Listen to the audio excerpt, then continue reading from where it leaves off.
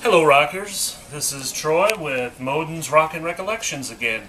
Today I am covering Livestock 3.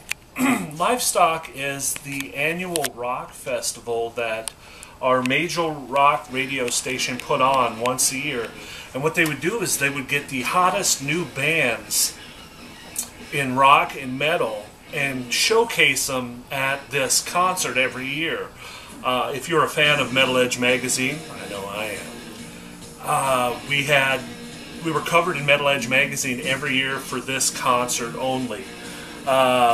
This concert, it's a 3-day festival. It had like 40 bands. We had 2 stages, one the main stage, and then a smaller stage for some local stuff. On the stages were a band called You Rock, U-R-O-K.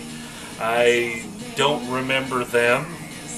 I might have been chemically enhanced. I'm just saying, could be a possibility. Secret Service, they were a local band. You know how that goes. Steinhardt Moon. Steinhardt was from Kansas. He was the violin player in their big hit for Kansas, Carry On Wayward Son or whatever. Or no, Dust in the Wind, Robbie Steinhardt. Back in '92 he had a side project called Steinhardt Moon, and he was there since he lived in Florida. We showcased his band. This next group, so underrated, hard to find their stuff. Life, Sex, Death, LSD. If you guys have ever heard these, if you have a sack on your body, you will dig these guys.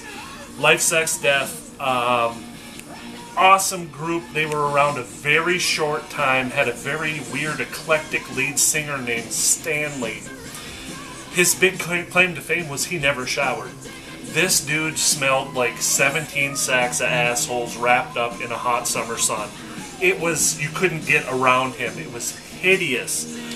But rock, these guys were the epitome of rock and roll. LSD, if you have ever seen them, I was lucky enough to see them in concert. Amazing. Go to YouTube and search their stuff out. It's crazy, but the music just is unbelievably heavy. Copperheads. They were a one-hit wonder group. They never went anywhere. Stranger, down south in the southern states, Stranger was a really big band. They had a chance to sign to Sony, but there was some conflict in the band and they decided not to. So they stayed local. They were a big fish in a little pond instead of being a little fish in the corporate world. They were a really good band. Look their stuff up. You can still find Stranger around. Young Truth. Not a good band. Not a good band. Heartless, lead singer Kenny McGee. He was pretty famous. He did a side project with Brian Johnson from AC/DC called Naked Schoolgirls. He was their lead singer. That was Kenny McGee's local band was called Heartless. They were very good. Very good. Jackal. 92, Jackal. Come on, that was at their peak.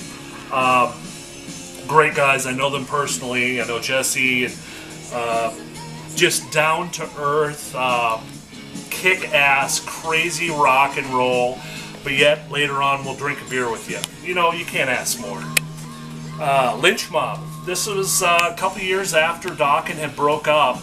George Lynch had the side project Lynch Mob. And this was one of their first tours. It was amazing. George Lynch kind of like had something to prove from leaving Dokken. Now he's on his own. Awesome. They were phenomenal.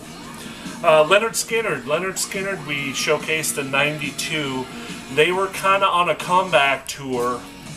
After everything happened, they kind of faded out for 8-10 years. '92 they started re-emerging. You know, you have how many rock concerts have you been to? And there was always the one drunk guy holding the lighter, yelling, "What?" Exactly. Freebird. Skinner. Classic. Love Junkies. Love Junkies, another smaller one-hit wonder band, were signed. Nothing really big to say about them, no pizzazz. D-Force. D-Force was a local band in Florida. Joey D was the lead singer. His father, you might know, he was famous back in the 60s in the big band era. D-Force was crazy. A lot of clothes changes. They did like a ska rock with a lot of sax and horns. It was really cool. This is before ska became really big, so that's why they were really cool. Spread Eagle, great guys, met them on several occasions. This was their second album, this was their first album, Spread Eagles. And amazing guys. Rob DeLuca was the bass player, great guy. The lead singer, awesome, great group, they were phenomenal. Trouble, not much to say about them. Who else was there? Oh, Every Mother's Nightmare. Great band. Word was Skid Row's guys were down in Miami at a nightclub and seen these guys and had them signed to the label. They had a couple big hits back in the early 90s. Every Mother's Nightmare. Nothing really big, just a good rock band. Again, that's pretty much the wrap-up from Livestock 3 in Tampa, Florida in 1992. A lot of good bands. If you weren't there, you missed it. You suck. Have a good day.